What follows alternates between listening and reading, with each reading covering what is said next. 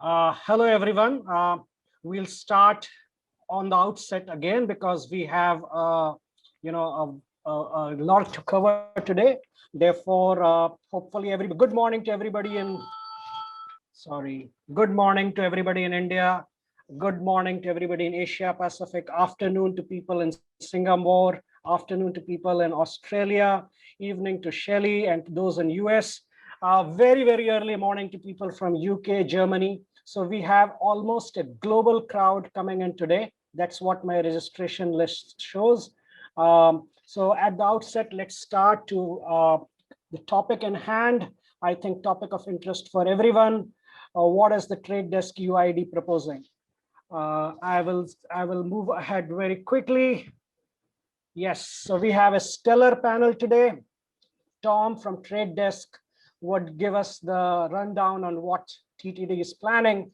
And then we will have Vasudha from InMobi and Joanna from ID5 and Bosco from Alike Audience to join us in the discussion.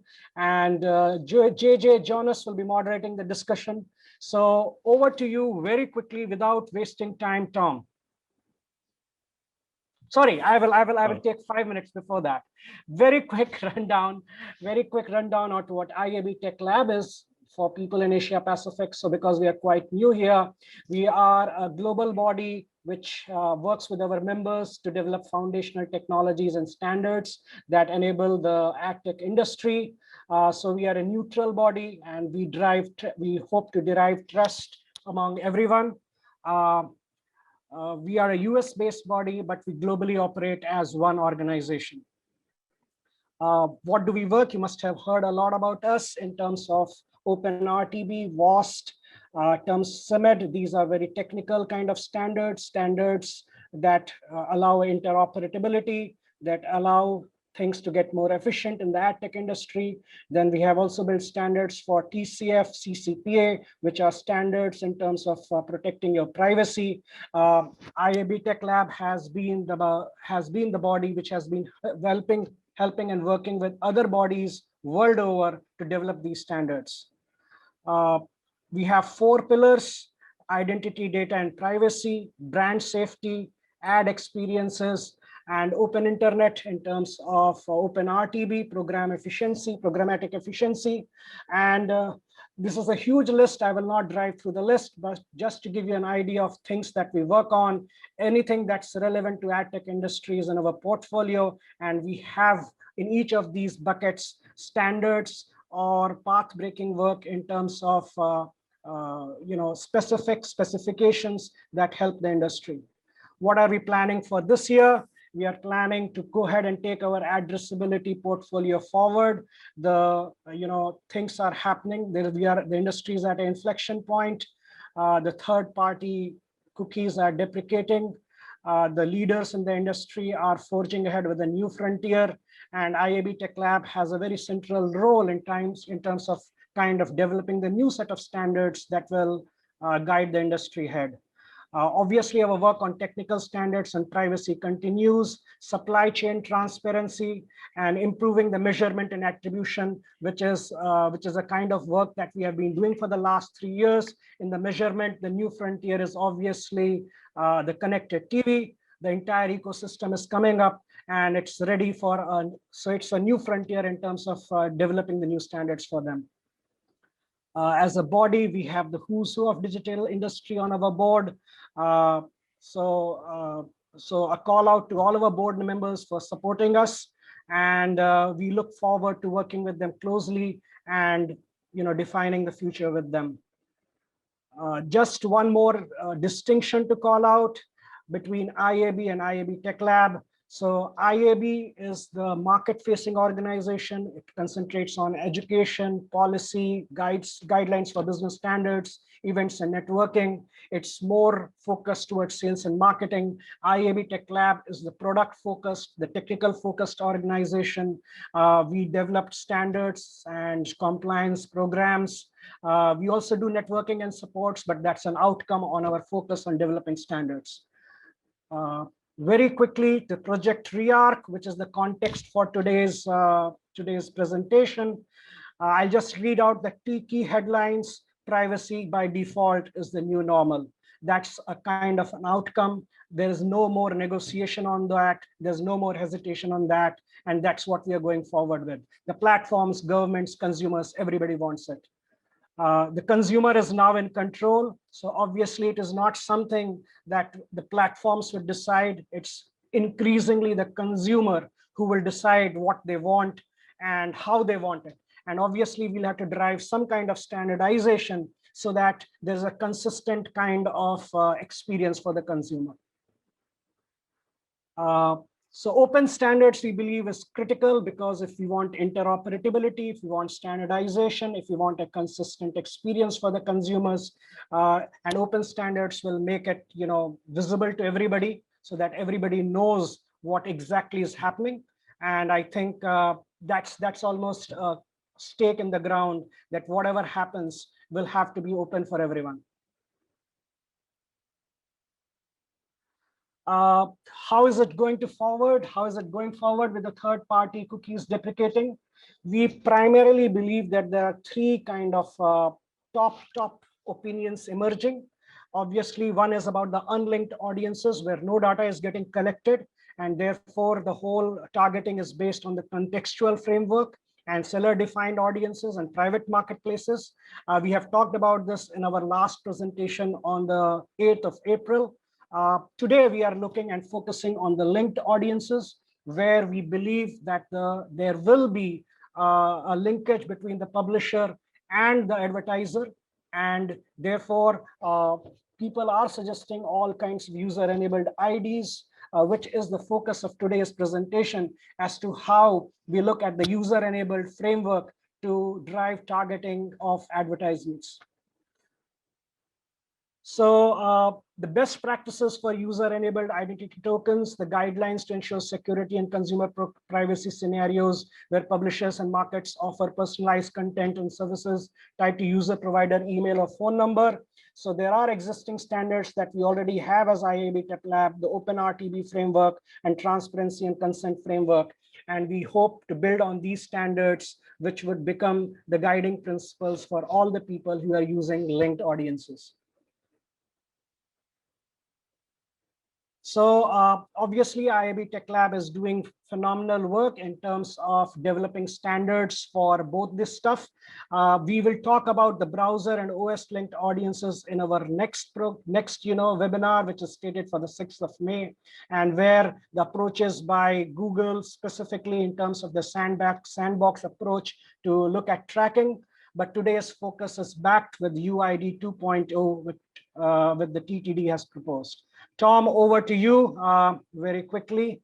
If you can share your deck from your computer. No problem. Let me, I'll need the person currently sharing to stop so I can take over. Oh, sorry. Oh, good. That's me. Fabulous stuff. Okie dokes. Can I get some thumbs up if you can see the screen? Yes, those thumbs. Fantastic. Hello, good morning, good afternoon, good evening, wherever you may be. And Ramadan Kareem to those who are observing as well. A little bit of an introduction. My name is Tom Weaving. I work for the Trade Desk. Simply put, we're a platform for ad buyers. We want you to be able to have digital adverts, digital advertising run with data across channel, across devices, and across the globe.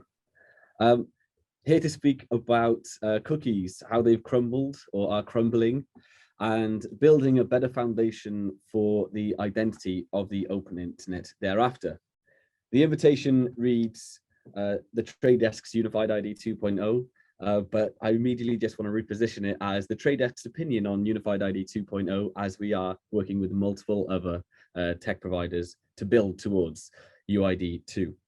I'm really excited to speak to you about this today and what it means for the future of the open internet. We've spent the last 10.5 years trying to make advertising across the open internet a better user experience for all those parties involved. And with the recent news around the potential for cookies to go away, that mission has never been more important to everyone's business, all those on the line and beyond. UID 2 is a solution that is there to preserve targeted advertising across the internet, but also improve upon it. So we'll speak about how we got here, the challenges we're really solving for, and then how we're addressing those through the UID solution. Try and drive these slides forward. There we go. So cookies, how do we get here? The browser-based internet, it's approximately 20% of the internet consumption here in SEA. It's always relied on cookies. I'm sure you're familiar with these ethereal goodies. Cookies, which are anonymous, randomized numbers, they've been used to identify users across the open web since its creation. Now, as we're here to discuss UID 2.0, there must have been a first version. So real short history lesson, if I may. Simply put, UID 1.0 was where the Trade Desk gave away its cookie footprint to all those who use cookies online. Cookies were used, as I say, to identify users across the open web, but each ad tech vendor may have had their own. So to enable us to have a common language or a unified ID, we had this cookie sharing operation. That is what Unified ID 1.0 was. And then with the deprecation of cookies, that is leading us to Unified ID 2.0. Drive these slides, not working, there we go. There have been multiple updates to many participants of the digital ecosystem of how cookies, particularly third-party cookies, will be treated from back in May 2018, when GDPR was implemented, and beyond that, for both technological limitations through like Safari and Firefox, and of course, the latest announcement from Google Chrome and or Apple. The browser-based internet has always relied on these cookies, but as third-party cookies are being deprecated, the industry needs to prepare to replace and improve upon them in a consumer-friendly and privacy-safe manner. The problem is, as an industry, I think we've just done a bit of a bad job explaining the value exchange to consumers and why we even use cookies and have them placed in the first place. For years, opt-in language has been hidden behind the 10+ privacy policies. I never personally read them, you may, but I don't necessarily. More recently, in large because of things like GDPR, CCPA, and other SEA versions, Thailand, Indonesia, Scream, consent has been introduced with these site overlays or toasts, but the language is inconsistent and sometimes a bit vague. This is a real-world example. The first sentence, we use cookies to enhance your experience and analyze performance and traffic on our website. That might make sense to consumers and seem fairly innocuous, but the next sentence, starting with, we also share information about you, your use of this site, is likely to generate a little bit of confusion and maybe even alarm. If the language were instead to say, hey, our content, maybe not hey, but our content is free for you and it's paid for by advertising. We use cookies to ensure that the ads you see are relevant so that we can show you as few as possible. Consumers would then understand the purpose of cookies and concerns hopefully be alleviated too. The point is, if we explain the value exchange to consumers and in a meaningful way that is digestible, we think they would choose targeted ads. To understand the consumers a little bit better, we've been speaking to them, asking them what they are willing to trade, what they want to see, what they don't want to see, how they want that ID used. And there's fairly common understanding that you have to give something to get something. That seems to be kind of ubiquitous about when we are speaking to consumers. And consumers are open to a solution that actually solves that customer experience. So we're working across the industry to develop an SSO approach that allows the consumer to retain access to the content, preserves the quality of it, but experience it with fewer, more relevant ads. Diving right into it, kicking off with some of the background on Google's announcement in particular. This only impacts third-party cookies, and Google's Chrome 2020 announcement paves the way for a better alternative. This is what I'm excited to speak about. Content producers and distributors constantly compete for consumers' attention. Creating a positive consumer experience is a key part to winning this battle, ensuring that websites are not cluttered with ads and consumers are not inundated with those commercial breaks, double videos. I mean, the only way the economics of this scenario can work is through targeted advertising. Targeted advertising allows producers, distributors, publishers to turn those $4 CPMs into $8 CPMs through relevance, through that targeting. So in essence, what makes the internet work? That quid pro quo is we see relevant ads in exchange for free content. I want to take a little look into the future, introducing Unified ID, what it is, and kind of how it works as well. So Unified ID 2.0 is an industry-wide solution. This is much bigger than just the Trade Desk. It's a solution that will benefit the entire ecosystem too. And we know that this success hinges on partnerships with other industry leaders. And I'll share a slide with some of those later on in this presentation. IAB Tech Lab has proposed a universal open ID using an encrypted email address as the industry solution, and we're building on this proposal. We're gathering input from IAB, NAI, and others, and eventually our advertisers and partners once we move out of the initial testing phase. We no longer manage this solution. Instead, we envisage it being managed by one or several of these industry leaders too. Very briefly, what is Unified ID? An ID that will be open and ubiquitous, like the cookie, but introduce significant upgrades to its privacy, transparency, and control. I can think of no other person better to explain what their vision of this is than the CEO of the Trade Desk, Jeff Green. Fingers crossed this works. This is why the Trade Desk is a part of a collaborative initiative of the entire open internet to preserve the quid pro quo while upgrading the technology, the encryption, the privacy, the consumer controls across the board and create something that is better than third-party cookies. And that's what we've done in Unified ID 2.0. So let me explain what the solution is. There's really 4 parts. The first thing is a unified ID. This ID is simply a random number that is an upgrade to the random number that was inside of cookies. And it's an upgrade because it's encrypted. It's an upgrade because it rotates. And it's an upgrade because anybody who uses it has to accept terms and conditions, which is not true in a browser or inside of cookies. The second thing is that there's the lightest weight single sign-on on the internet. And what this does is it makes it really easy for a consumer to consent one time per website and per app, saying, yes, I'm willing to receive relevant ads in exchange for this free content. You verify that with an email address, and now that becomes true across all of your devices. The third thing is there is this consumer consent framework. And that means that they can specify in one place something that gets inherited on your Apple phone, but also in Chrome. And right now, Chrome and Apple's operating system don't talk to each other at all. So this is a mechanism that it makes it possible for those OEMs to consume that. And then lastly, there is this publisher consent framework so that when you say, I'm willing to see relevant ads from this particular publisher, you don't have to say it again and again and again. Okay, okay, okay, every time you go to the website. And in fact, you only have to verify your email address one time.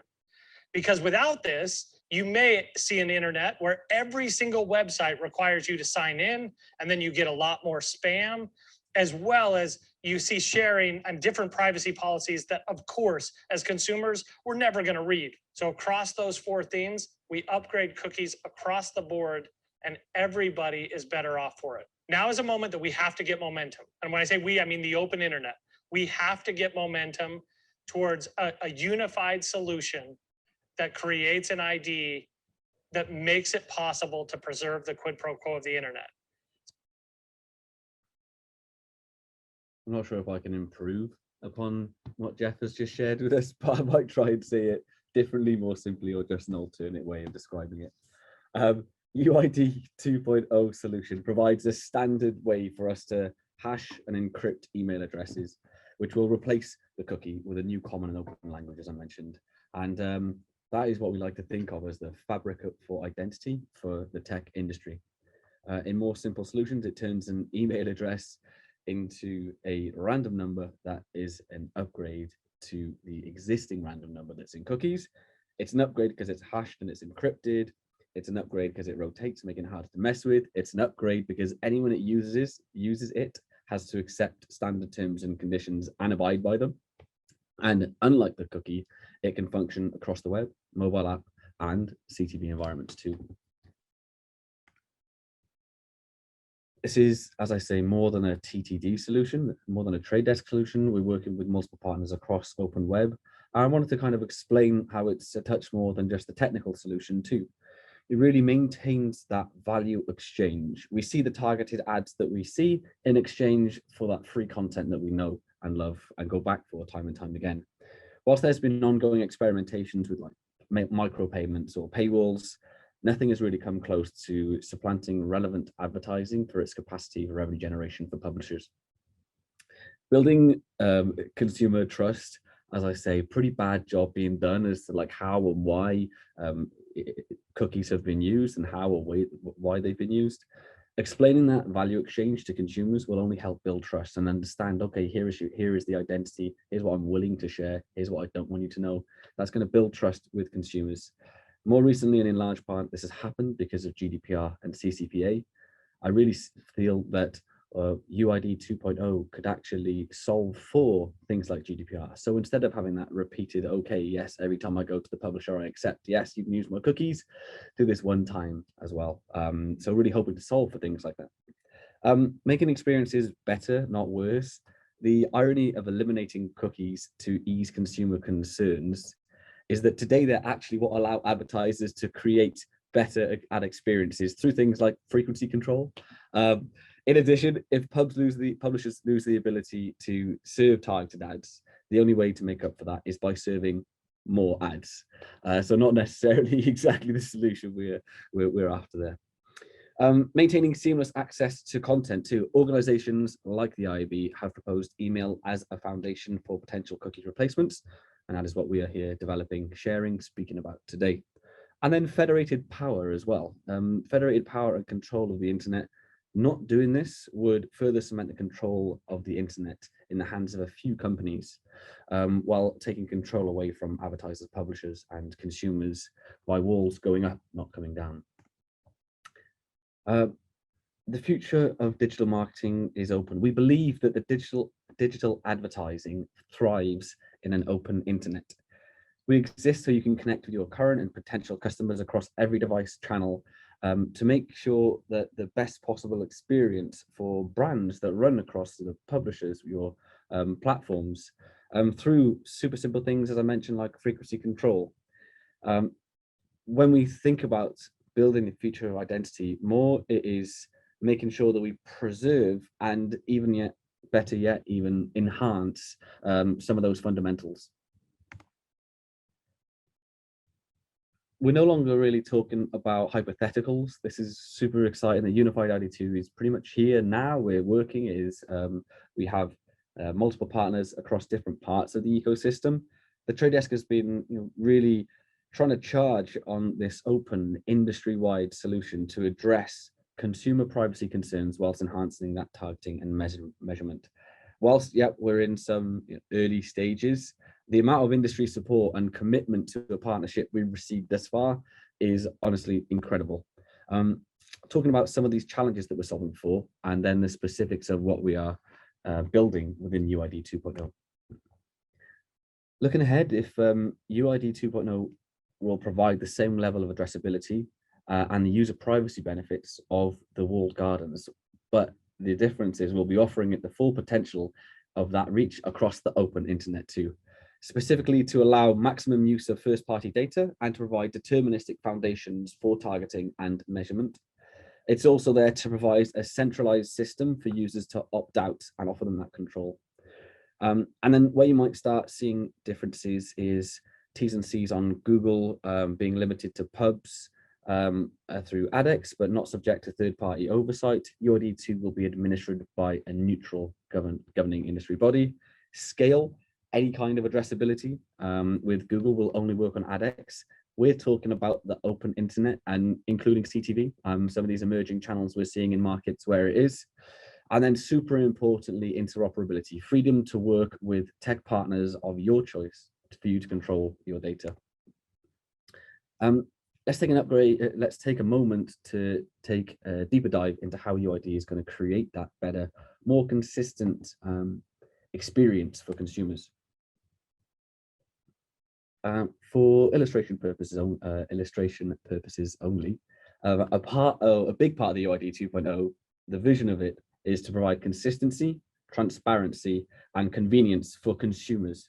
This is an example of a publisher login where the screen, this is the screen a consumer may see to offer their consent by giving their email address to be part of the UID framework. First thing, clear language. Relevant ads equals free content. That's what we want to make sure that people are understanding, generating that trust, that quid pro quo.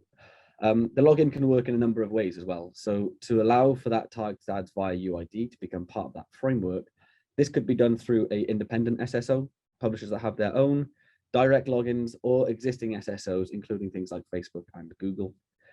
One interesting thing to note is that in the research I mentioned we were doing whilst engaging with consumers to see what they are happy with, what they understand, where they're willing to work and not, there was a preference to work with independent solutions rather than the Facebooks and the Googles of the world, I think through associations of things that have been in the press of late. And then regardless of however a consumer signs in, the framework will promote the clear and consistent consented language across publishers, and all publishers will link to a central transparency and control portal. The road ahead.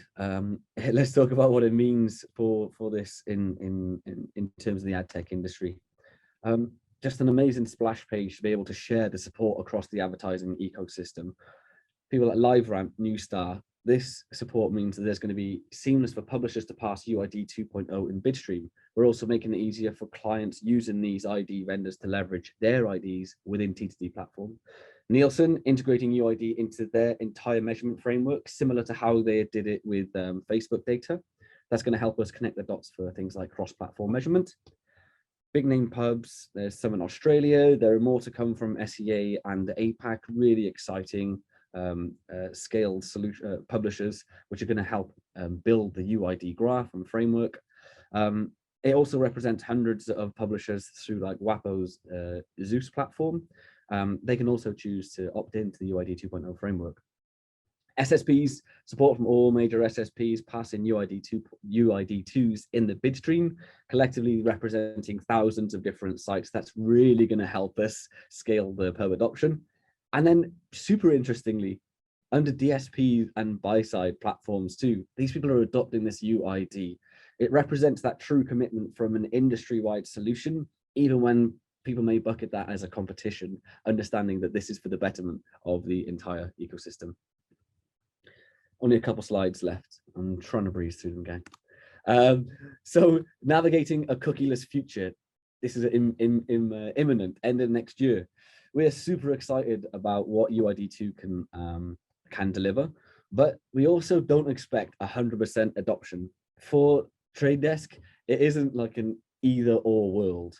I think there is so much anxiety around voting, picking a side and making sure that you're either one way or the other. That is not the case with working with the Trade Desk. It is open, it's interoperable, and we will use the data that we have when it is available. So we're working on solutions for scenarios where no IDs are available. We've had alphas on ID-less solution that models behavior in known environments, and then it finds similar impressions in environments with no IDs, like Safari, for example. We'll also continue to participate in industry working groups and ensure that the solutions that come out of there are supported on TTD2. The concept of identity resolution then is central to the long-term view for making UID actionable for clients. Whilst we expect UID 2.0 to be widely adopted, we'll also incorporate the other approaches to maximize every opportunity and drive performance and insights across that open internet.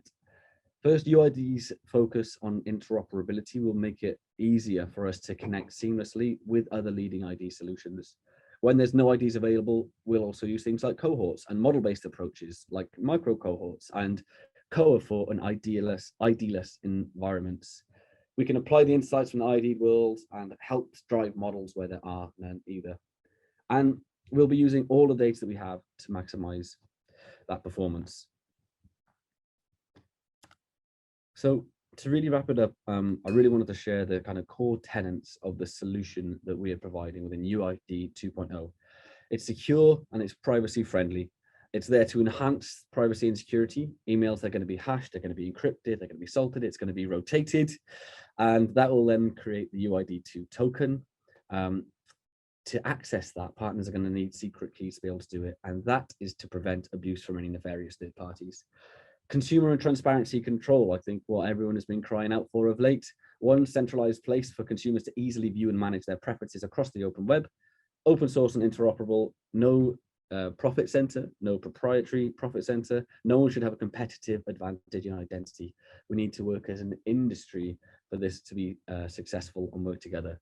And then, as I mentioned, independently governed. In line with that, we're planning on handing UID over to third party to management to manage the solution this year. Prebid.org is already one of those operators, and we look forward to that expanding in time. That is it from my preso. Thank you ever so much. And I think we can take some cues as and when. Thank you very much, Tom. Fantastic stuff. And you're going to stay on the line, as it were, and join what is a superstar panel. I'm delighted to be able to moderate and dig into this a little bit more. So I'm very excited to introduce Vasuta. Vasuta Agrawal is the MD across APAC for InMobi. Bosco Lambs, co-founder of Like Audience. Joanna Burton, fresh there out of London, drinking coffee, no doubt, Chief Strategy Officer for ID5. And Shaylee Singh, who's a Senior VP of Product for IAB Tech Lab. Thank you very much for all joining. We're going to rattle into this. So Tom, thank you so much for that presentation. As you mentioned, there's a core requirement there of collaboration across both sides or all sides of the industry to really engage with UID2. So how are you finding the levels of engagement from both buyers and sellers as we work towards 2022?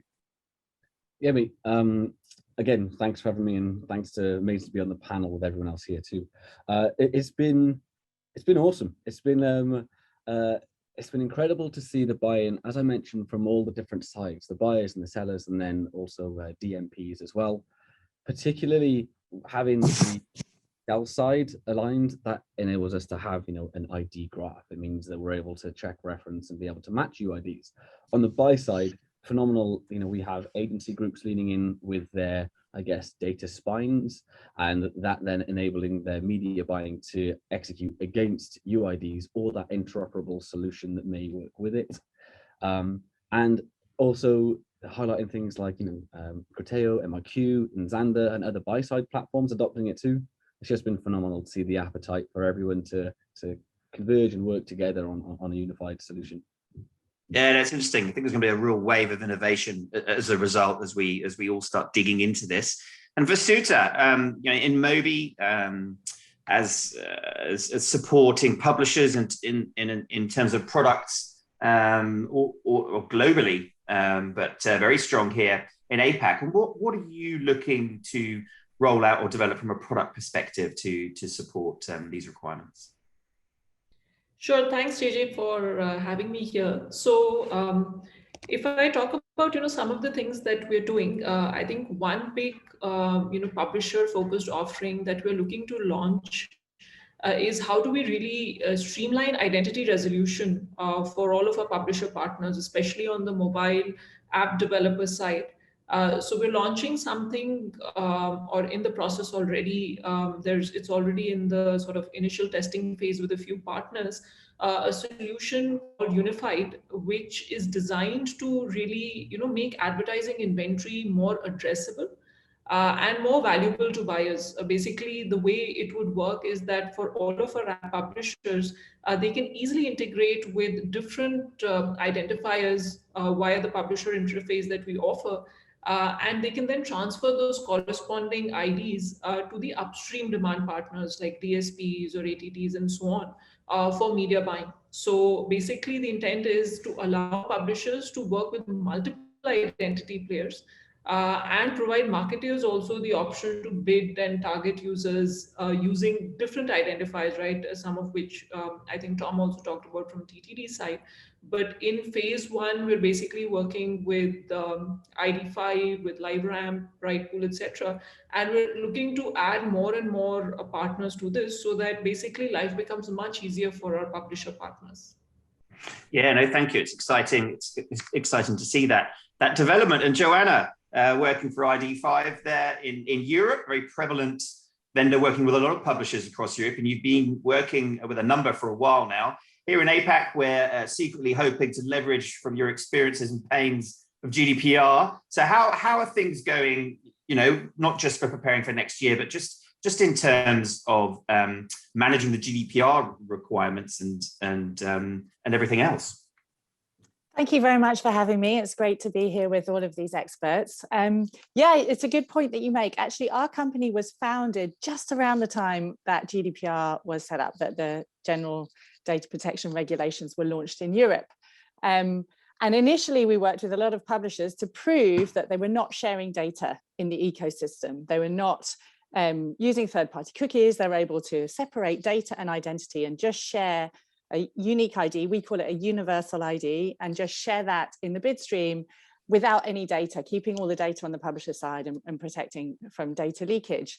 And actually, I feel like GDPR is the gold standard of legislation around the world, and publishers that can work with that are pretty much set up to work with anything, and including the tech partners as well. But we are seeing legislation coming all around the world, as you say. So, you know, we're really keen to be working closely with the IAB and other organizations like Prebid, who Tom mentioned, to make sure we're always a step ahead and we can work with publishers. We're actually integrated inside the IAB's transparency and consent framework. So that makes it simple for publishers to adopt us and simple for brands to work with us as well. And it's great to have this leadership from the IAB and the Tech Lab supporting, driving the initiatives like this, having these kind of events. But, you know, I also think whilst publishers in Europe have leaned in, I've had phenomenal conversations with publishers across Asia. So pleased to be here today. In particular, India. We work with so many Indian publishers, which is great. Can't wait to come for an in-person meeting, but many really leading big publishers in India have adopted ID5, and all across Southeast Asia, a few publishers in Australia and New Zealand, and then like publishers in Japan have really leaned in. So that's been really interesting. And then in each case, we're working similar to what Tom said to help the publishers understand the value exchange, because whilst we take a different approach from the Trade Desk with our universal ID, we're aligned on the same goal that we want to help a sustainable industry. We agree that advertising is a great way for publishers to be able to offer free content or subsidized content for their users. And that goes across the board for all publishers, from a utility website, like a weather site that people go to quickly and don't want to log in, to premium publishers where they read the news every day, or connected television publishers that Tom mentioned. So I think that advertising works really well in that environment, but it needs to be sustainable. And following the legislation in each market is about helping it be sustainable. And Tom made another good point. It's not just about targeting, although targeted advertising is really important. Retargeting is a great use case for these kind of identity solutions, but it's also about frequency capping and about, you know, that's actually an improvement in user experience. If you can frequency cap across multiple websites, across domains, we're cross domain, not cross device, I should say. But if you can frequency cap across multiple websites or serve sequential advertising campaigns, you know, following the advert you saw on the Times of India, now you're on the Hindu and you get the follow-up advert, things like that, I think, improve user experience. So it's improvement in user experience, a more sustainable industry, and protecting users' privacy, and also protecting publishers from data leakage as well. Yeah, no, campaign management is a critical part of it. And as you mentioned, regulations, there's a huge variance across the whole of APAC. We're kind of waiting here on tenterhooks in Australia. There's been an expedition of the process in India, so it's something that's really rolling out. And Shaylee, now that the standards are out from Project Rearc, and we're talking here about user-enabled IDs, and there's a framework set out to be able to work across with a number of them. I presume for those listening and for everyone across APAC, starting point is to start engaging with those standards. But what else would you like to see from this region in terms of how we can work more closely, more collaboratively in this space? Adoption and more adoption. That's what we want to see. We worked really hard for the whole last year, and we just released the request for comments on the different areas that affect. Like Shiven was showing a slide, it's a portfolio of solutions. There's no silver bullet. based on what the consumer choice is. You have to select one of the solutions. So we would like to see more of these universal IDs adopted, and that also gives us the opportunity to further improve the standards once they're actually being used. We get the feedback from ID5, from TDD, from InMobi, and then we can further improve those standards and revise them.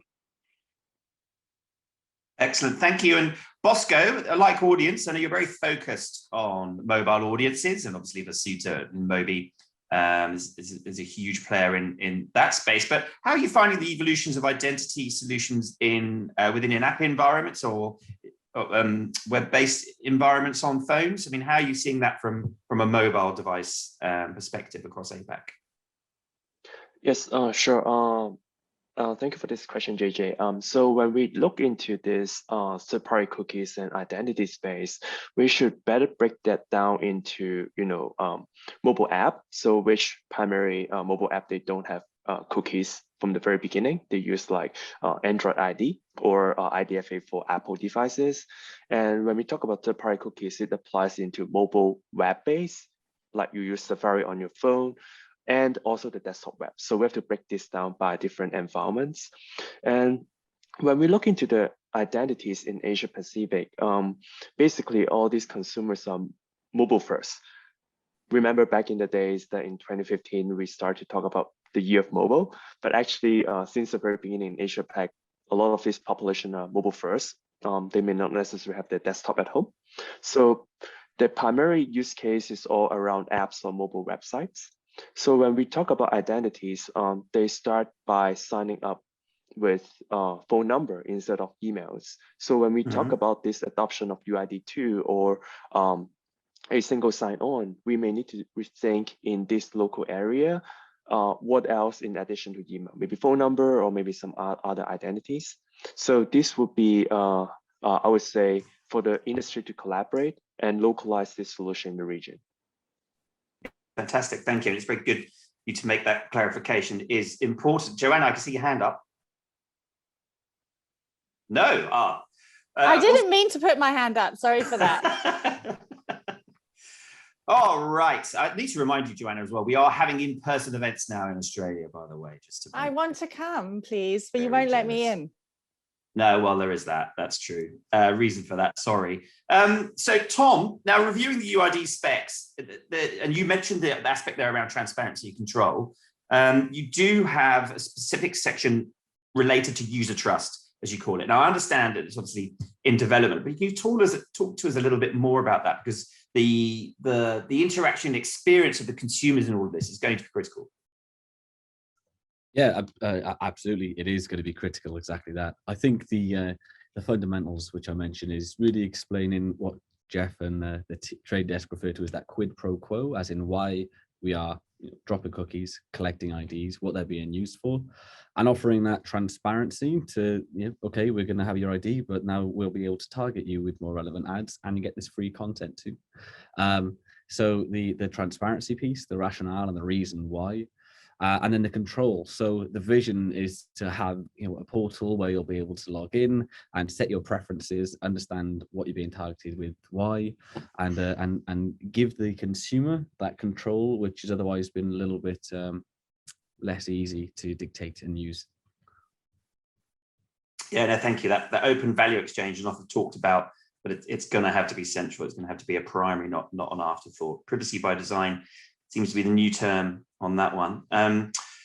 Vasuta, back to you now. Bosco was talking there a little bit about in-app environments, and there are some forthcoming changes fairly soon with iOS on that. Can you tell us a little bit more about an alliance you recently spearheaded at InMobi called No IDFA, No Problem?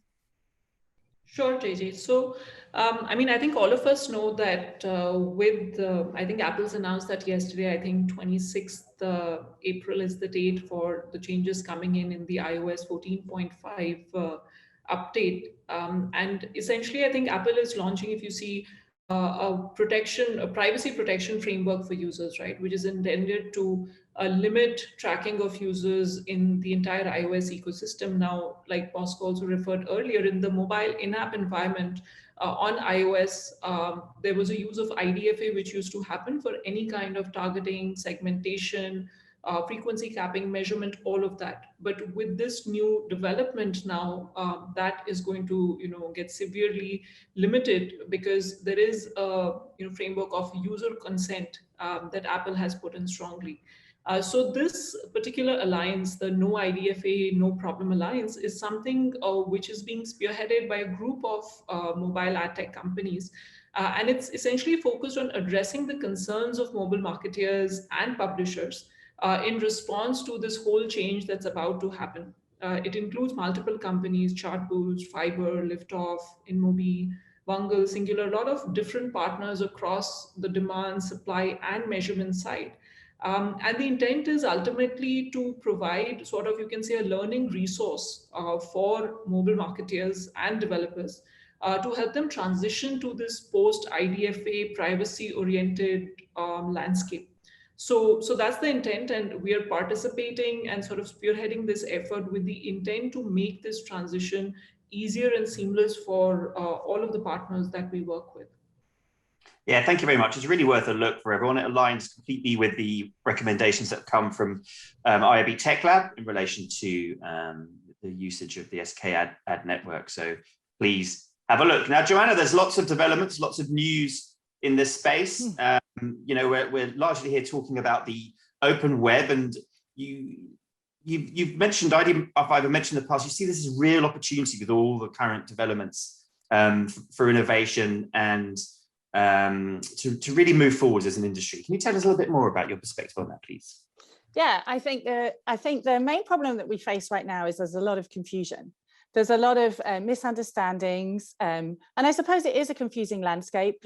Publishers, I mainly speak with publishers, but publishers and advertisers often want to have a meeting on Zoom to chat about can you explain who's working with who, and who's a first party, and how do the different companies compare? And so I think the main problem is that we've got a lot of confusion. Partly, I think that is coming from Google and Apple, who are making these kind of confusing announcements that I think are sort of like a pretend commitment to privacy, but really with an underlying intention to improve their own businesses in other ways. I think products like the Trade Desk's Unified ID is a real step forward, and Unified from InMobi is a real step forward to help address this problem, and all the confusion around things like cohorts, and then the request for proposals from various different ad tech companies, and then Google's going with its own idea anyway. And then meanwhile, we're all waiting. So Google has said, as Tom highlighted in his presentation, that the cookies will be deprecated at some point before January the 20th, 2022. Nobody knows when. Maybe the other experts on the panel have some insight, but we're all just kind of waiting for when this is going to happen. We're all in their hands. And so, and at the same time, there's a lot of hoo-ha on Google saying it won't use tracking technologies apart from inside its own walled gardens. And also a lot of complaints that by putting users into a cohort where users have had no choice that they're in this cohort and can't opt out of it, takes away all the opportunity for users to opt in and to have some choice around it, to have some transparency around it, which I think we all agree is really important. And so fundamentally, a lot of confusion. This is why we need these kind of events. And this is why it's very important that publishers and advertisers align with the industry bodies and the alliance that Vasuta's running, and also especially the Tech Lab hosting the code for the Trade Desk, to ensure that you can come together with a collective voice and get some learnings and try and navigate the space better. Yeah, no, quite right. I mean, it's going to take a lot of collaboration. There's a lot of things in flux at the moment. And, we look forward to more clarification and more testing. And a big part of that, Shaylee, is the work that being undertaken with IAB Tech Lab. And Joanna there mentions cohorts, for instance. So that's something that's become a bit of a new approach, or a new cool term for what's really quite a traditional approach previously, at least in terms of a concept. Perhaps the execution now is very different. So how are you seeing the testing on that, and how are you seeing that evolve with cohorts, or also known as web crowds? That's for you, Shaylee. I'm just unmuting. Yeah, so we actually have, I think our next session for the APAC region is basically for that, for Privacy Sandbox. So we'll learn more there. But I think, like Joanna said, like it's a cohort, and we are participating in the W3C and airing our views on what our industry thinks about the proposals that are coming up there. I mean, cohort is just a number, right? So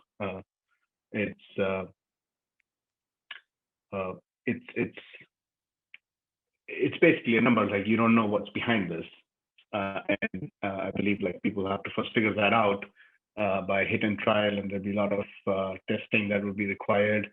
One of the things that I think is important for cohorts and for universal IDs solutions today, that is important for us as an industry, is that we still have the cookies. We don't know till how long, but we still have them. So this is really a good time to try test all these new solutions, so you can actually do a comparison and draw the right benchmarks.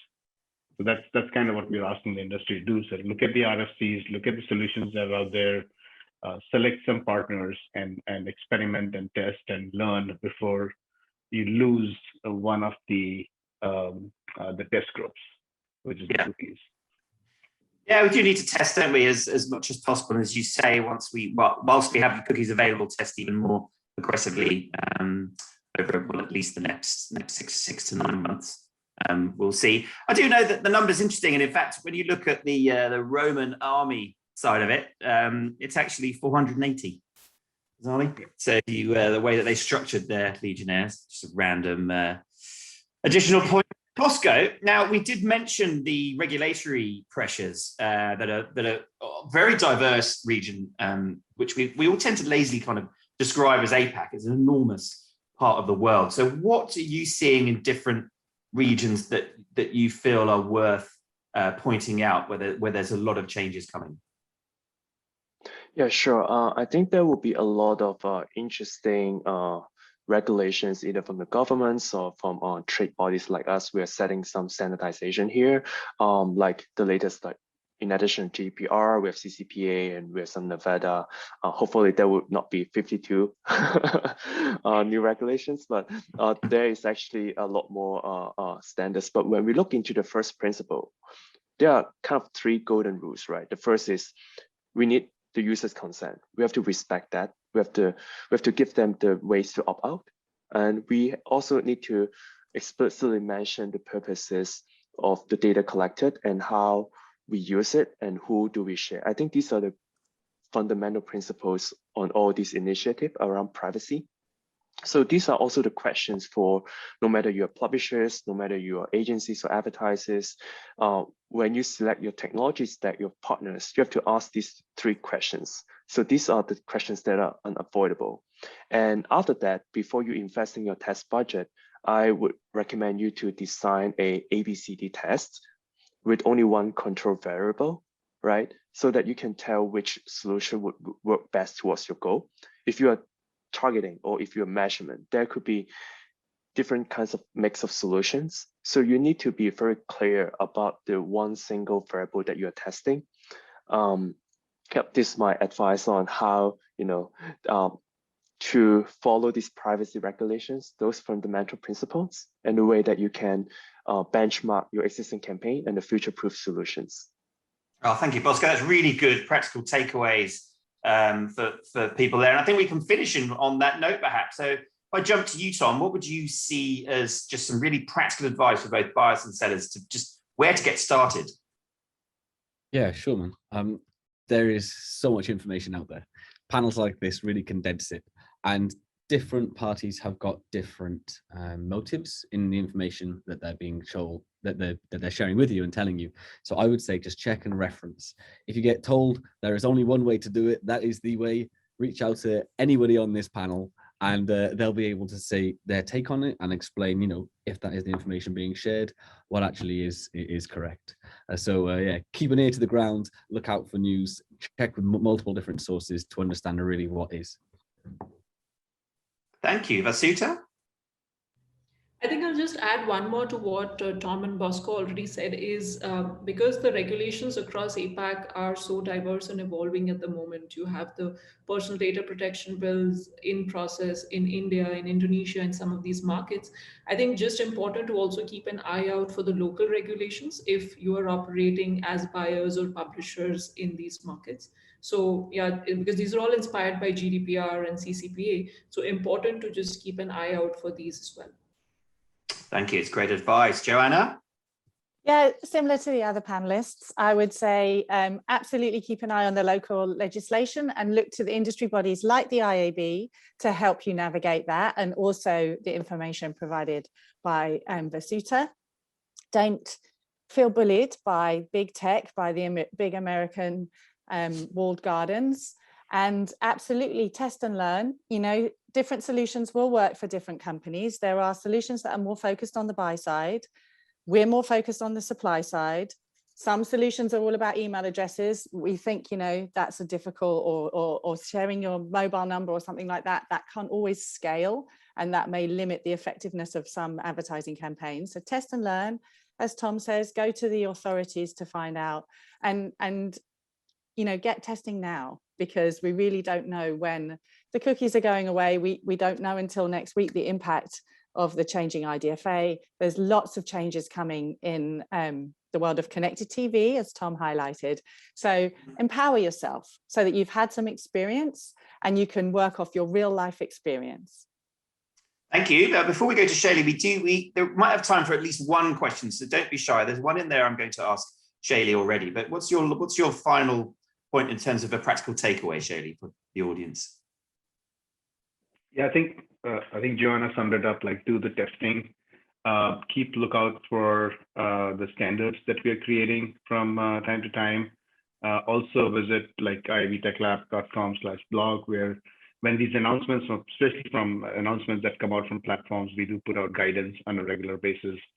And then for the privacy part, we did release the global privacy framework and initial RFC. So that's the part that we are playing in this whole evolving scenario, that we're trying to develop a global privacy framework building upon the work that we did with TCF on GDPR, so that it can be a more flexible framework which can be easily adapted for a multitude of regulations that are coming from different countries and different regions. Yeah, beautifully done. You're such a pro. Shaylee's answered 2 questions there in one, including the one that we got through from the Q&A. And I would add there is also the opportunity with a combination of IAB Tech Lab and IAB Europe that have engaged and allowed all the IABs globally to start that process in terms of the changes they're seeing in the legislations, all the differing variations that we're seeing around the world. And we started that conversation here in Australia just as a starting point. That's something to advise across all regions and all countries.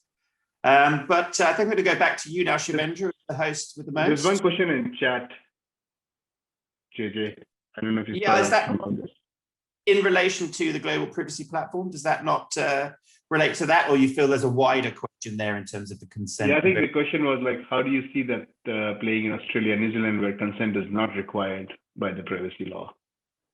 Well, in terms of asking for users' consent. Yes. Well, the standards that are being built and have been released are worth looking at. The idea is that you build for all types of requirements from both a technological and a legislative perspective. So whilst that might be the case for now in Australia, we're expecting an issues paper to come out in June or July from the government, which will be something for us to react to. It might take 12 to 18 months in total, but it's something to be prepared for now. So that might not be the case for the moment, but it will come. Absolutely, JJ. Yeah, I just wanted to add like what Bosco was saying, that there's these 3 golden rules, and you know, even if the law is not asking, there is no harm in respecting your user and asking for consent. Because this is the way to have a more sustainable industry. Yes, exactly right. Well, thank you, panelists. That was fantastic stuff. I'm handing back to you now, Shivendra. Thank you. Yep. Shelley, would you like to take over and wrap up the stuff, and a vote of thanks to all the panelists? Yep. Thank you. Thank you, everyone, for helping with all the content here today. Towards the end, I just want to wrap up with a call to action for something that we released earlier this year. This was to support the Apple's SCAD network announcement. So we have what we've done is we've done like two things. Basically, one is provided a way for the in the OpenRTB so that you can actually use the SCAD network as part of that, as part of the OpenRTB programmatic transactions. And that's available on our GitHub as part of the OpenRTB extensions. And then also we created a small utility where all the networks or anybody who's interested in attribution notification can actually register their SCAD network ID with Tech Lab so that it's one place where it's easily available to any publisher that wants to create their plist or to generate the network IDs that they want to support in their app. It's a one-click download that they can get. There's also an API that they can subscribe to so they can keep getting this list regularly. So that's just a small part that we're playing in the whole process to help the industry. I just wanted to make that call to action that if you've not yet registered and you want attribution from iOS, you have until what, April 26th to do so. Sorry, I have a problem with my screen share. Okay.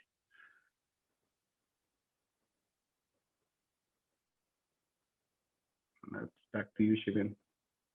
Yep. So just a heads up. Thank you very much, Shelly. Thank you, everyone. This was again a stellar panel and a lot of logistics for all the people who are listening and participating. I hope this has been educative to you. We have an upcoming event on the 6th of May where we would obviously call Google to present their side of the story in our continuing effort to bring you what's latest that's happening with the deprecating of the third party. Please reach out to the emails, the members, support, compliance, and also we have launched APAC communication groups page. That's where you can go and have a look at all the recordings of the previous sessions. And this recording would also be available by next week. So anybody of your colleagues who have missed out on this can go and have a look at this recording. Thank you again. Looking forward to being part of this audience next time on 6th of May.